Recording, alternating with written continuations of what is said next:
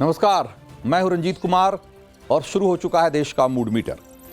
पहलगाम आतंकी हमले के बाद हिंदुस्तान ने दुनिया की बड़ी बड़ी ताकतों के सामने एक नई लकीर खींच दी कि आतंकवाद पर अब डबल स्टैंडर्ड वाला गेम नहीं चलने वाला।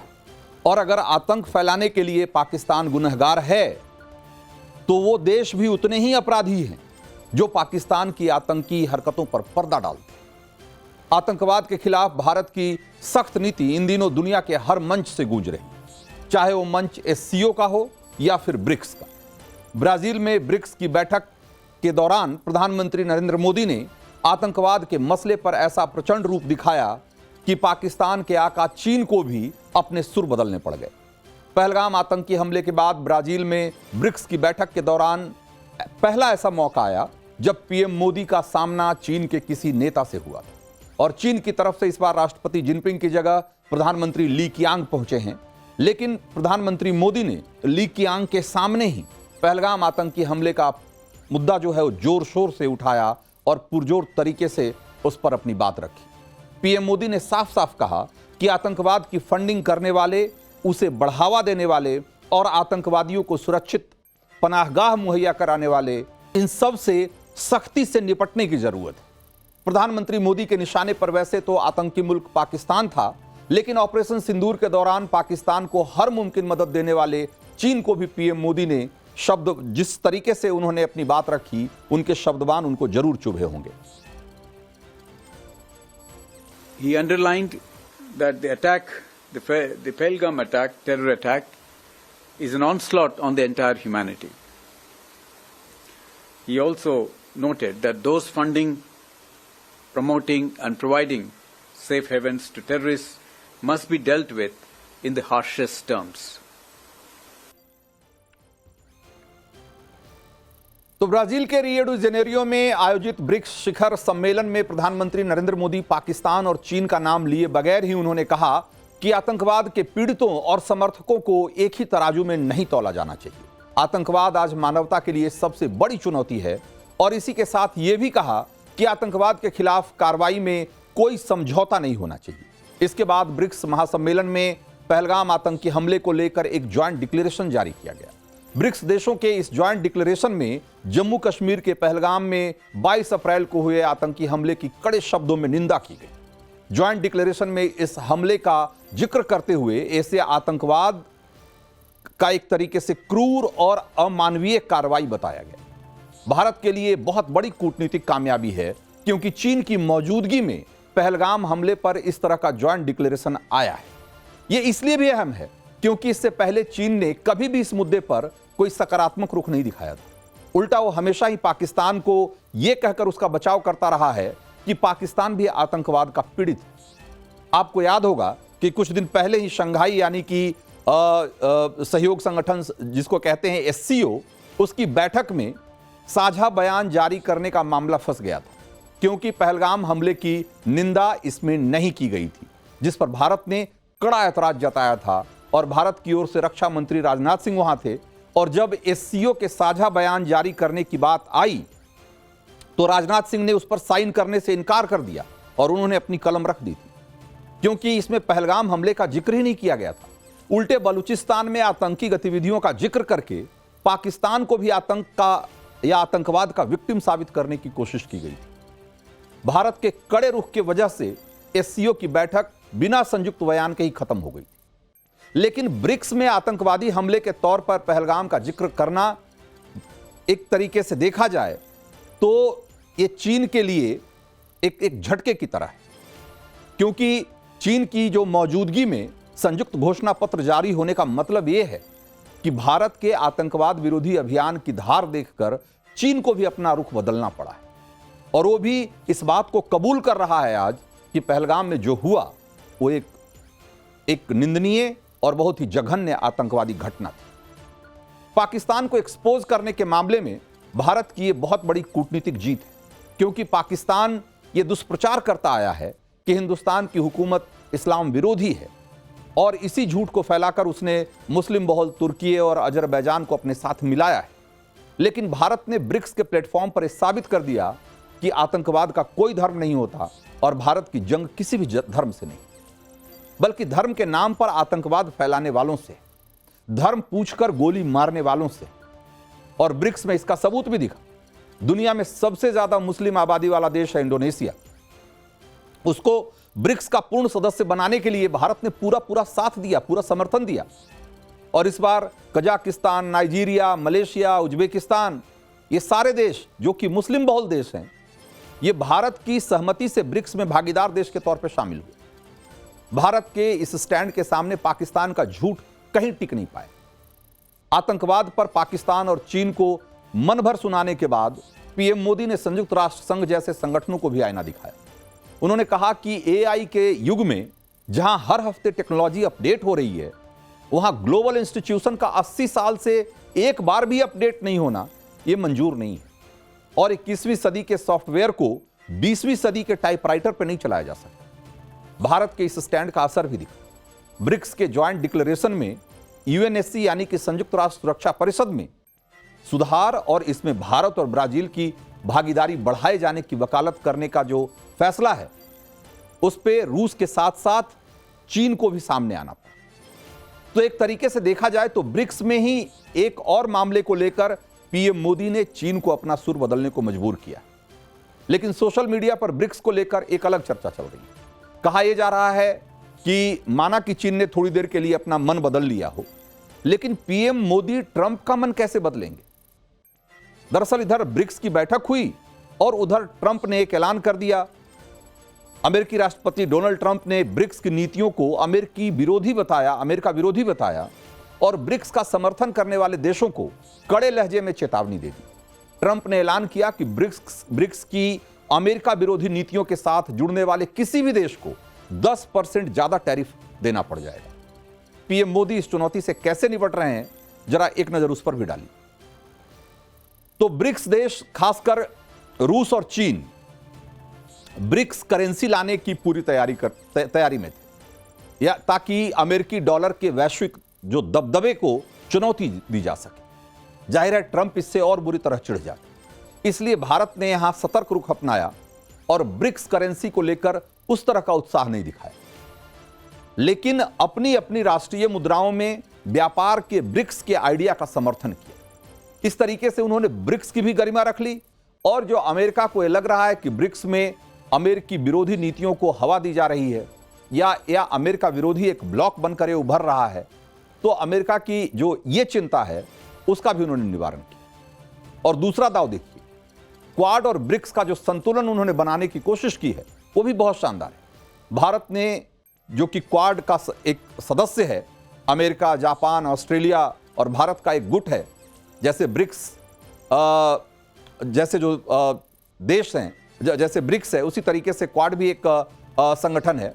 और इन दोनों के बीच संतुलन बनाने, इन दोनों मंचों के बीच संतुलन बनाने की जो भारत कोशिश कर रहा है, वो भी बहुत शानदार तरीके से वो काम हो रहा है। क्वाड में भारत का ध्यान इंडो पैसिफिक क्षेत्र में चीन की दादागिरी को काउंटर करने पर होता है, जबकि ब्रिक्स में भारत ग्लोबल साउथ की आवाज, बल्कि यूं कहे कि मजबूत आवाज बनकर उभर रहा है। यह दोहरी कूटनीति भारत को अमेरिका और रूस दोनों को एक तरीके से देखा जाए तो बैलेंस करने की जो है इसकी कोशिश के तौर पर देखा जा रहा है। चीन दोनों के साथ, ये देखा जाए तो ये दोनों देशों के साथ संबंध बनाने में भारत को ये जो पॉलिसी है वो सक्षम बनाती है। यानी न इससे ट्रंप नाराज होंगे और पुतिन भी खुश रहेंगे। पीएम मोदी भारत की जो स्ट्रेटेजिक ऑटोनॉमी है उसको बनाए रखते हुए ब्रिक्स और क्वाड, जो कि एक दूसरे से काफी अलग संगठन है, ये दोनों के हित जिनके दोनों अलग अलग हैं, इन दोनों ग्रुप्स में संतुलन बनाने की जिस रणनीति पर काम कर रहे हैं वो साफ साफ दिख रहा है। पीएम मोदी इसे भारत की मल्टी अलाइनमेंट पॉलिसी कहते हैं, मल्टी अलाइनमेंट नीति कहते हैं। और ये नेहरू के दौर से शुरू हुए नॉन अलाइनमेंट का जो की पॉलिसी थी उससे बिल्कुल अलग।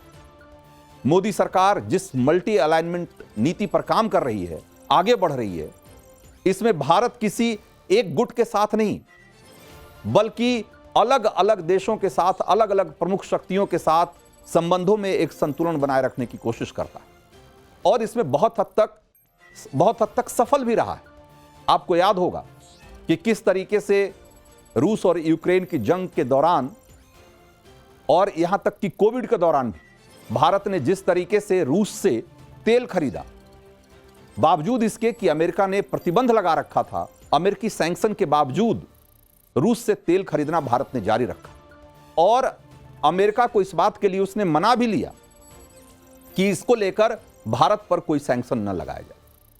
उसी ढंग से ईरान को लेकर भी भारत ने जिस तरह का संतुलन बनाए रखा है, भले अमेरिका और यूरोप उनके खिलाफ, ईरान के खिलाफ है, फिर भी ईरान के साथ हमारा जो तेल का व्यापार है वो बहुत ज़्यादा प्रभावित नहीं हुआ है, क्योंकि भारत दुनिया को, खास करके अमेरिका और पश्चिमी देशों को ये बताने में, ये समझाने में कामयाब रहा है कि इंडिया की जो एनर्जी रिक्वायरमेंट है, भारत की ऊर्जा की जो ज़रूरतें हैं, उसका ध्यान रखा जाना जरूरी है और वो किसी के साथ पूरी तरीके से अलाइन होकर संभव नहीं है।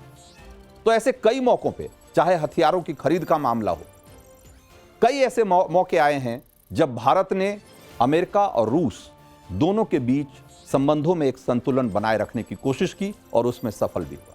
और एक तरीके से देखा जाए तो ये मोदी की इंडिया फर्स्ट पॉलिसी, जिसको मल्टी अलाइनमेंट की बात कही जा रही है, एक तरीके से इसको दूसरे शब्दों में आप अगर समझें तो इसमें भारत का हित वो सबसे पहले आता है और हमारे राष्ट्रीय हित जो हमें गाइड करते हैं, जिस तरीके से हमें आगे बढ़ने के लिए कहते हैं, हम उसके हिसाब से फैसले करते हैं, न कि अमेरिका या रूस या चीन या दुनिया के किसी भी दूसरी शक्ति की जरूरतों के हिसाब से हम फैसले करते हैं। अगर ऐसा करना होता तो भारत कई मौकों पे भारत के लिए बहुत बहुत बड़ी चुनौती साबित हो सकती थी। लेकिन भारत ने, चाहे इजराइल ईरान का युद्ध हो, चाहे ईरान रूस की जंग हो, और चाहे कोविड के दौरान जिस तरीके से देखा जाए तो जो सप्लाई चेन बाधित हुई है, इन सारे मोर्चों पे, इन सारी चुनौतियों को जिस तरीके से भारत ने निपटा है, उसमें उसकी मल्टी अलाइनमेंट की जो पॉलिसी है या इंडिया फर्स्ट की जो पॉलिसी है, उसका बहुत बड़ा रोल। तो देश का मूड मीटर में अब रुख करते हैं अगली स्टोरी का और आपको यह बताते हैं कि क्यों अगले 4 महीने प्रधानमंत्री नरेंद्र मोदी एक ही टाइम खाना खाएं। शिवम ज्ञानम, इसका अर्थ है शिव ही ज्ञान है। तो ब्रिक्स के 17वें शिखर सम्मेलन के लिए पीएम मोदी ब्राजील में हैं और पहलगाम से लेकर ग्लोबल साउथ पर अपनी जबरदस्त कूटनीति से चीन और पाकिस्तान को चौंका चुके हैं। ब्रिक्स के मंच पर जब दुनिया की बड़ी राजनीतिक हस्तियां जुट रही हैं, लंच और डिनर टेबल पर वैश्विक कूटनीति की रणनीतियों को नई धार दी जा रही है, वहां पीएम मोदी ने सिर्फ दिन में एक बार भोजन करने का जो व्रत है उसका पालन शुरू कर दिया। इसे धार्मिक भाषा में एकासना कहा जाता है। ब्राजील से भारतवासियों को आषाढ़ी एकादशी की बधाई देने के साथ पीएम मोदी की एकासना शुरू हो चुकी है, जो अगले 4 महीने तक चलने वाली है। यानी 6 जुलाई से शुरू होकर 2 नवंबर तक मोदी जहां भी रहेंगे, देश में या विदेश में, दिन में बस एक बार भोजन करें, और वो भी शुद्ध सात्विक भोजन, जिसमें कई खास नियमों का खास तौर से ध्यान रखा जाता है। इसकी कड़ियां सनातन धर्म के चातुर्मास के नियम से जुड़ती है। पीएम मोदी के इस चातुर्मास संकल्प के पीछे क्या कहानी है और कैसे और कब उन्होंने इसकी शुरुआत की और क्यों इसे वो बिना नागा किए, किसी चूक के, बिना गड़बड़ी के निभाते आए हैं, देश का मूड मीटर में आज इसकी परतों को समझने की, खोलने की कोशिश करूंगा। खुद प्रधानमंत्री मोदी का कहना है कि पिछले 50 सालों से वो इस नियम को बहुत सख्ती से निभाते चले आ रहे हैं। अगर उनकी उम्र के लिहाज से अगर देखें तो जब वो सिर्फ 24 साल के थे, तभी से वो चातुर्मास के दिनों में सिर्फ एक बार भोजन कर रहे हैं। चातुर्मास का मतलब होता है 4 महीने, और हिंदू तारीख के हिसाब से अगर आपको बताऊं तो आषाढ़ की देवशैनी एकादशी से शुरू होकर कार्तिक में देवोत्थान एकादशी तक के 4 महीने जो होते हैं, इसको चातुर्मास कहा जाता है। और जैसा मैंने आपको बताया कि इस साल चातुर्मास का समय 6 जुलाई से शुरू होकर 2 नवंबर तक का है। तो चातुर्मास को एक तरीके से वो धार्मिक नियम है जिसका पालन आमतौर पर साधु संत करते हैं। सनातन से लेकर जैन परंपराओं में इसकी धूमधाम से शुरुआत होती है, माना जाता है कि चातुर्मास के 4 महीने भगवान विष्णु योग निद्रा में लीन रहते हैं और इस दौरान जगत का पालन पोषण करने का जिम्मा वो भगवान शिव पर छोड़ जाते हैं। आषाढ़ी एकादशी वही दिन है जब भगवान विष्णु योग निद्रा में जाते हैं। टीवी स्क्रीन पर अभी जो आप तस्वीरें देख रहे हैं वो आंध्र प्रदेश के तिरुपति की है, जहां चातुर्मास का विधान कल से शुरू हो चुका है। साल 2019 और 2023 में पीएम मोदी तिरुपति मंदिर का दौरा कर चुके हैं। आषाढ़ी एकादशी यानी कि चातुर्मास के पहले दिन की मान्यता सनातन में कितनी बड़ी है, इसकी झलक आप महाराष्ट्र के पंढरपुर में भी देख सकते हैं, जहां विट्ठल मंदिर में आषाढ़ी एकादशी के दिन लाखों की तादाद में भक्त जुटते हैं और विट्ठला विट्ठला का जय घोष करते हैं। पीएम मोदी ने भी कल इस मौके पर लोगों को बधाई दी और कहा था कि देशवासियों को आषाढ़ी एकादशी की असीम शुभकामनाएं। ये पावन अवसर हर किसी के लिए फलदायी सिद्ध हो, यही कामना है। तो पीएम मोदी ने कब और कैसे चातुर्मास के पालन करने का संकल्प लिया, यहां उसकी जानकारी भी मैं आपको बताता हूं। पीएम मोदी किशोरावस्था से ही स्वामी विवेकानंद के व्यक्तित्व से बहुत प्रभावित थे और 17 साल की उम्र में वो कोलकाता के वेलूर मठ गए थे। वहां स्वामी माधवानंद के संपर्क में आए। वहां से उनकी आध्यात्मिक यात्रा की भी एक तरीके से शुरुआत होती है। चातुर्मास की सनातनी मान्यता और वैज्ञानिक पक्ष को उन्होंने वेलूर में ही पहली बार समझा था। बाद में संघ प्रचारक के तौर पर हिमालय की यात्राओं का मौका मिला उनको और वहां कई साधु संतों से उनकी मुलाकात हुई, तो उनके प्रभाव में आकर उन्होंने चातुर्मास को एक तरीके से अपनी जिंदगी में उसके व्रत को शामिल किया और तब से वो उनकी जिंदगी का अभिन्न हिस्सा बना हुआ है। इसी साल अमेरिकी ब्लॉगर लैक्स फ्रीडमैन के पॉडकास्ट में उन्होंने इस बारे में विस्तार से बताया था। एक बार सुनिए जरा। एक हमारे यहाँ चातुर्मास की परंपरा है। जब वर्षा ऋतु होती है तो हम जानते हैं डाइजेशन पावर काफी कम हो जाता है और वर्षा ऋतु में एक टाइम ही भोजन करना है, यानी 24 आवर्स में एक टाइम, और वो मेरा करीब जून मई से शुरू होता है तो दिवाली के बाद करीब करीब नवंबर आ जाता है। करीब 4 महीना 4.5 महीना वो मेरी एक परंपरा चलती है जिसमें मैं 24 आवर में एक बार खाता हूं। तो चातुर्मास का नियम है कि सावन में पत्तेदार साग सब्जियां नहीं खाना चाहिए, भादों में दही नहीं खाना चाहिए, आश्विन में दूध और कार्तिक में दाल नहीं खाना होता है। पीएम मोदी इन नियमों का तो पालन करते ही हैं, भोजन भी वो 24 घंटे में सिर्फ एक बार करते हैं। चातुर्मास की धार्मिकता के साथ वो इसकी वैज्ञानिकता पर ज्यादा जोर देते हैं और इसका वैज्ञानिक पक्ष ये है कि चातुर्मास के महीने बारिश के महीने हैं। इस दौरान एक तरफ पेट की पाचन शक्ति कमजोर रहती है और दूसरी तरफ पत्तेदार सब्जियों में कीट पतंगे अंडे देते हैं, तो दही में बैक्टीरियल ग्रोथ ज्यादा होता है जिससे पाचन क्रिया धीमी पड़ने के साथ साथ पाचन संबंधी कई तरह की मुश्किलें पैदा हो सकती है, जो कई तरह की बीमारियों की वजह भी बन सकती है। ऐसे में इस दौरान भूख पर नियंत्रण शरीर के लिए इम्यूनिटी बूस्टर का काम करता है, बीमारियों से बचाता है, शरीर की ऊर्जा को बनाए रखने में मदद करता है। सनातन के धार्मिक नियमों के पीछे की इस तरह की जो कई वैज्ञानिकताएं हैं जिसे मोदी समय समय पर जिसके बारे में बात करते रहते हैं, और इसी की वजह से पीएम मोदी चातुर्मास के नियमों की बहुत कड़ाई से उसका पालन करते हैं और उन्होंने पिछले 50 सालों से उसे अपने जीवन का हिस्सा बनाकर रखा है। तो देश का मूड मीटर में वक्त है अगली स्टोरी का और आपको यह दिखाने का कि देश में कहां कहां मूसलाधार बरसात ने भारी तबाही मचा रखी है।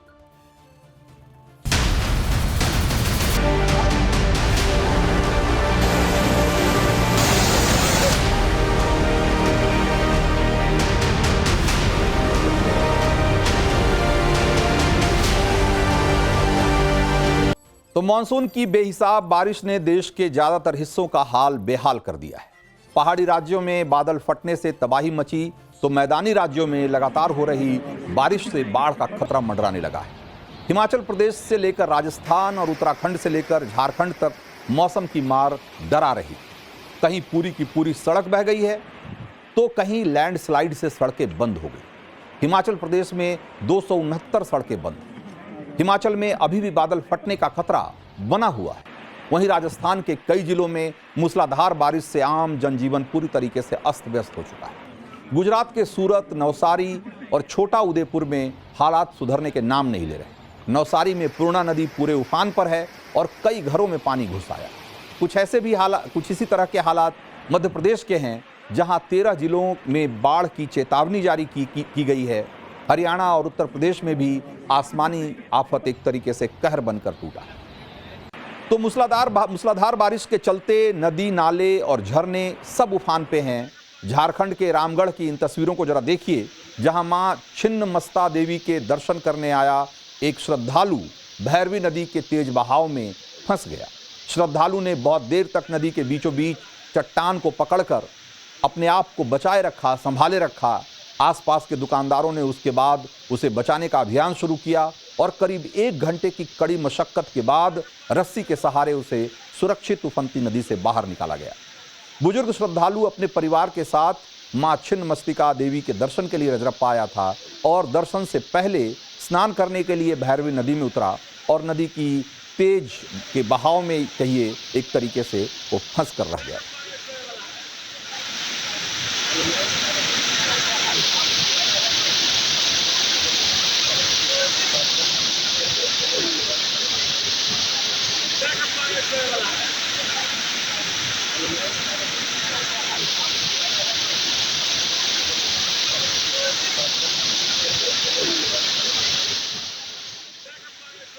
तो लगातार बारिश के चलते राजस्थान में भी त्राहिमाम मचा हुआ है। राजस्थान के झुंझुनू की तस्वीरें देखिए, जहां सड़क पर एक तरीके से उसका एक बहुत बड़ा हिस्सा नदी में समा गया है। नेशनल हाईवे 52 को जोड़ने वाली ये सड़क काटली नदी के तेज बहाव में बह गई और इस सड़क का हाल ही में निर्माण कार्य पूरा हुआ था, लेकिन उद्घाटन से पहले ही सड़क का एक बड़ा हिस्सा नदी में समा गया। सड़क बहने से कई गांवों का संपर्क टूट गया। सैलाब में सड़क बहने की एक और तस्वीर राजस्थान के दौसा जिले से देखने को मिली, जहां की झुंझुनू वाला ही जैसे की तस्वीर वहां भी तस्वीर दिखाई दे रही है। 4 घंटे की लगातार मूसलाधार बारिश की वजह से यहां भी सड़क बीचों बीच टूट गई है।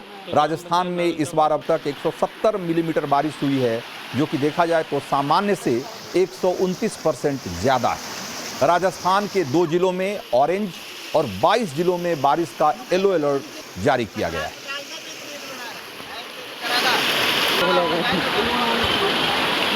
तो ग्राम पंचायत नांगल चापा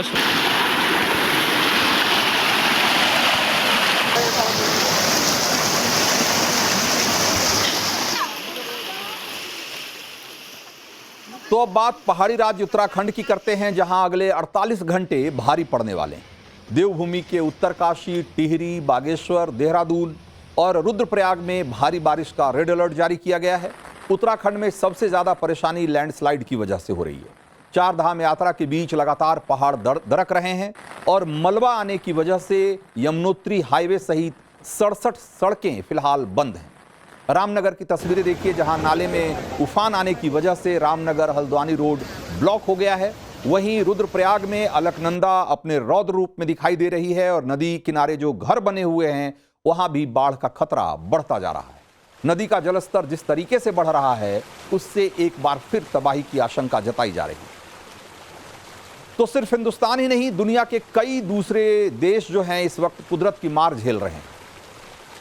अपने आप को सुपर पावर कहने वाला अमेरिका भी सैलाब के आगे कैसे बेबस नजर आ रहा है। टेक्सास में आए फ्लैश फ्लड में जो है उसकी तस्वीरें देखकर आप उसका अंदाजा लगा सकते हैं। अचानक आई बाढ़ ने 80 से ज़्यादा लोगों को एक तरीके से बहाकर ले गई, जिसमें 28 बच्चे भी शामिल। 41 लोग अभी भी लापता बताए जा रहे हैं। ग्वाडालूप नदी के किनारे लगा लड़कियों का समर कैंप भी इस सैलाब की चपेट में आ गया था। कैंप में मौजूद 750 लड़कियों को तो बचा लिया गया, लेकिन कई ऐसा कहा जा रहा है कि वो इस सैलाब में बह गई और कैंप की 11 लड़कियां अभी भी लापता बताई जा रही हैं। इस बीच एक वीडियो वायरल हो रहा है जो बहुत ही भयावह है। देखिए जरा इस तस्वीर को। यूजर ने ये वीडियो शेयर करते हुए लिखा है कि अचानक आई बाढ़ में पूरी सड़क डूब जाने में सिर्फ 4 मिनट का भी वक्त तो नहीं लगा और हाल ये हुआ कि नदी का जलस्तर लगभग 26 फीट तक बढ़ गया और 8 मीटर ऊंची लहरों में घर से लेकर गाड़ी तक सब तिनके की तरफ बह गए। अमेरिका ने ऐसी तबाही बीते 100 सालों में भी नहीं देखी होगी बाढ़ की वजह से, और कैसे उसका जो टेक्सास शहर है वो मिनटों के अंदर कैसे सैलाब की चपेट में आ गया, उसकी तस्वीरें आप अभी स्क्रीन पर देख सकते हैं। तबाही के बाद की इन तस्वीरों को जरा आप देखिए और इसी से आप अंदाजा लगाइए कि जब अचानक बाढ़ आई होगी तो किस तरीके से लोगों को संभलने तक का मौका नहीं मिला होगा। हर तरफ बर्बादी के निशान हैं, सैकड़ों घर उजड़ चुके हैं, गाड़ियां बिखर चुकी हैं, सब कुछ तहस नहस नजर आ रहा है। पीएम मोदी ने भी टेक्सास में आई बाढ़ में मारे गए बच्चों की मौत पर दुख जताया है और पीड़ित परिवारों के लिए संवेदना व्यक्त की। अमेरिका के बाद इंडोनेशिया में आई तबाही की तस्वीरें भी आपको मैं दिखाता हूं। जैसे यहां भी देखिए सब कुछ पानी में बिल्कुल समाया हुआ दिख रहा है।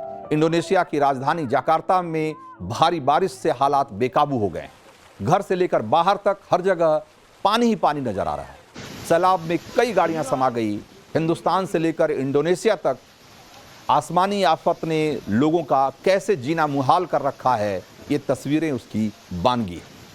इस बीच एक ऐसी तस्वीर भी सामने आई है जो आज से पहले शायद ही कभी आपने देखी हो, कि देखिए कि कैसे ड्रोन से नदी में फंसे 3 बच्चों को रेस्क्यू किया जा रहा है। एक तस्वीर चीन और अमेरिका से नहीं बल्कि वियतनाम की है, जहां बाढ़ में फंसे बच्चों को बचाने के लिए ड्रोन का इस्तेमाल किया गया।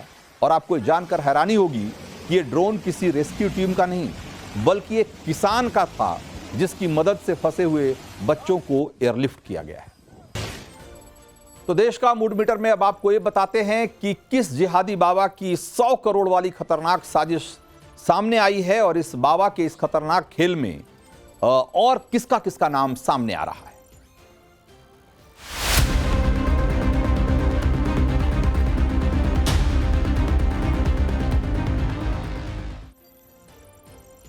तो यूपी के बलरामपुर से झांगुर बाबा उर्फ जलालुद्दीन पकड़ा गया है। तो यूपी में मुस्लिम पीर का चोला ओढ़कर हिंदू लड़कियों के धर्मांतरण का सिंडिकेट चलाने की जो साजिश थी उसका एक बड़ा खुलासा हुआ है। झांगुर बाबा और उसकी सहयोगी नीतू उर्फ नसरीन यूपी एटीएस की गिरफ्त में है, जबकि धर्मांतरण गैंग के 14 फरार गुर्गों की सरगर्मी से तलाश चल रही है, जिन्हें झांगुर बाबा ने यूपी के अलग अलग जिलों में धर्मांतरण के लिए शिकार ढूंढने का जिम्मा दे रखा था।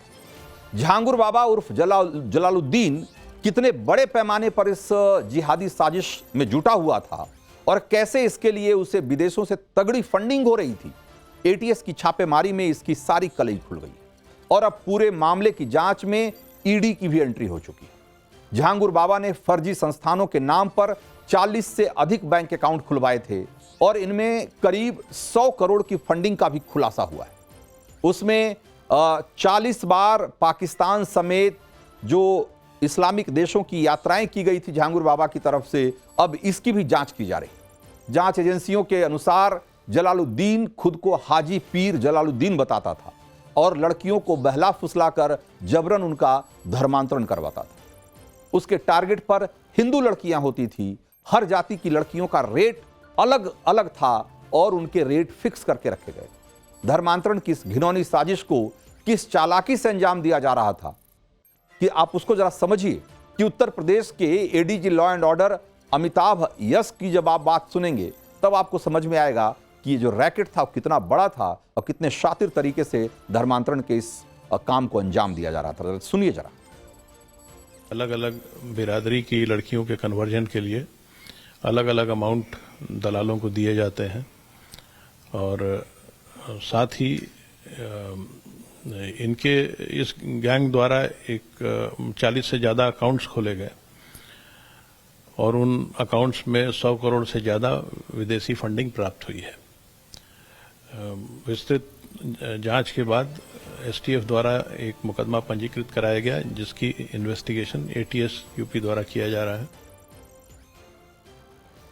तो जलालुद्दीन उर्फ झांगुर बाबा ने धर्मांतरण के लिए हर जाति की लड़कियों का रेट कैसे फिक्स कर रखा था, धर्मांतरण के इस घिनौने खेल का रेट कार्ड समझाने के लिए कुछ जैसे काल्पनिक नामों का हमने सहारा लिया है। जैसे ब्राह्मण जाति की सानवी शर्मा हो या क्षत्रिय अनु भदौरिया या फिर सरदार नीरा, छांगुर उर्फ जलालुद्दीन की तरफ से उनके लिए धर्मांतरण के लिए 15 से 16 लाख रुपए दिए जाते थे। अगर कोई ओबीसी कैटेगरी की लड़की हो, जैसे सपोज कर लीजिए कि नाम काल्पनिक नाम है कि मंजू गुप्ता, संजना यादव या कोई ऐसा नाम है, अगर वो ओबीसी जाति की लड़कियां हैं तो उनके धर्मांतरण के लिए 10 से 12 लाख रुपए का भुगतान होता था। और उसी तरीके से जो दूसरी जाति की और लड़कियां थी, जैसे कि मीना या कश्यप या इस तरह के दूसरे जाति की अगर लड़कियां होती थी तो उन्हें इस्लाम में लाने के लिए 8 से 10 लाख रुपए दिए जाते थे। यानी जाति के हिसाब से जो जिस लड़की को हिंदू से मुसलमान बनाता था उसे उसी हिसाब से पेमेंट किया जाता था। और यही लालच देकर जलालुद्दीन उर्फ छांगुर बाबा ने धर्मांतरण का एक बड़ा रैकेट बना रखा था। छांगुर उर्फ जलालुद्दीन को जो कि अपने आप को सूफी संत बताता था, वो कस्बा उतरौला जनपद बलरामपुर में उसके द्वारा एक बहुत बड़ा धर्मांतरण का नेटवर्क चलाया जा रहा था, जिसमें कन्याओं को या भोली भाली लड़कियों को अपना धर्म अलग अलग बताकर लोग उससे दोस्ती करते थे और फिर उन पर धर्म परिवर्तन के लिए दबाव डालते थे। इसके अलावा नाबालिग लड़कियों का भी धर्म परिवर्तन कराया जाता था। यहां यह भी जानकारी हासिल हुई है कि अलग अलग बिरादरी की लड़कियों के धर्मांतरण के लिए अलग अलग अमाउंट दलालों को दिए जाते थे, जैसा कि हमने आपको पहले बताया। और इस काम को अंजाम देने के लिए छांगुर उर्फ जलालुद्दीन ने बाकायदा एक बड़ा नेटवर्क तैयार कर रखा था, जिसमें उसके गुर्गे हिंदू नाम के साथ ऑपरेट करते थे। उनको एक किस तरीके से ऑपरेट करते थे, किस तरीके से लड़कियों को फंसाते थे और फिर उनको धर्मांतरण के लिए उनको मजबूर करते थे, उन पर दबाव बनाते थे, जरा एक बयान के जरिए आप समझने की कोशिश करिए। जिसमें मेरे से अमित बन के वो आदमी मिलके आया, जिसका असली नाम अबू आमिर अंसारी है, सन ऑफ अबू हुरैरा अंसारी। जो बड़े पैमाने पे ये लोग काम कर रहे हैं। अबू हुरैरा पिछले 40 वर्षों से इस काम को कर रहे हैं, धर्मांतरण के कार्य को। और अभी भी अगर उनके खिलाफ अगर सबूत ढूंढा जाएगा तो मिल जाएगा उनके खिलाफ। जी, मेरा निकाह पढ़ाया गया था, वो भी धोखाधड़ी से, क्योंकि जबकि उन्होंने कहा था कि तुम्हारी शादी तुम्हारी आस्था के अनुसार होगी और तुम्हें कोई जोर जबरदस्ती कोई दबाव नहीं बनाया जाएगा, परंतु ऐसा कुछ भी नहीं हुआ। उनका मकसद ही यही है कि हिंदू राष्ट्र को इस्लामिक मुल्क बनाने का। मैं कर्नाटका की रहने वाली हूँ। मेरे ऊपर लगातार दबाव बनाया जा रहा है इस्लाम धर्म अपनाने के लिए। धर्म नहीं अपनाने के ऊपर मेरा बलात्कार करवा दिया गया सामूहिक गांव गानाखंडी में। ये छंगूर बाबा की टीम है। छंगूर बाबा जो है ये उतरौली के रहने वाले हैं, ये इनके लोग हैं। ये जितने भी गांव गानाखंडी के अंदर इनके गुर्गे हैं, ये है छंगूर बाबा से इनका लिंक है। और ये मुझ पे लगातार दबाव बना रहे हैं। और ये हिंदू बन के मुझे मिले थे इंस्टाग्राम की आईडी पे, जो राजू राठौर के नाम से थी। और इनका असली नाम जो वसीम है, इसकी फैमिली है, इसके चाचा जो है फरमान सौकात के हैं, उन्होंने हमारा बलात्कार करा दोस्तों के साथ में मिलकर सामूहिक। तो छांगुर बाबा जो कि इतना बड़ा रैकेट आज की तारीख में चला रहा है धर्मांतरण का, वो 2010 के पहले तक वो साइकिल पर नग, अंगूठी और टोने टोटके से संबंधित सामान बेचता था। यानी कि बहुत छोटा मामूली सा आदमी था। स्थानीय लोगों का यह कहना है कि इसने जब से झाड़ फूक का काम शुरू किया, उसके बाद धीरे धीरे लोगों के बीच में इस बात का प्रचार करने लगा कि वो बीमारियों को दूर करने या नौकरी में तरक्की दिलवाने या खेती में ज़्यादा लाभ कमवाने में सक्षम है। और अगर इसके पास कोई आएगा तो उसको इस तरह के फायदे आसानी से हो जाएंगे। इसके बाद इसका प्रभाव धीरे धीरे बढ़ता चला गया और 2015 आते आते वो ग्राम प्रधान बन गया। और उसके बाद वहाँ से उसने एक नया ठिकाना बनाया। झाड़ फूक का जो कथित चमत्कार का इस्तेमाल करके उसने लोगों को अपने झांसे में लेना शुरू कर दिया। और धीरे धीरे इसकी ख्याति इतनी बढ़ गई कि आसपास के तो छोड़िए, दूर दराज से भी लोग वहाँ उसके पास आने लगे इलाज के नाम पर।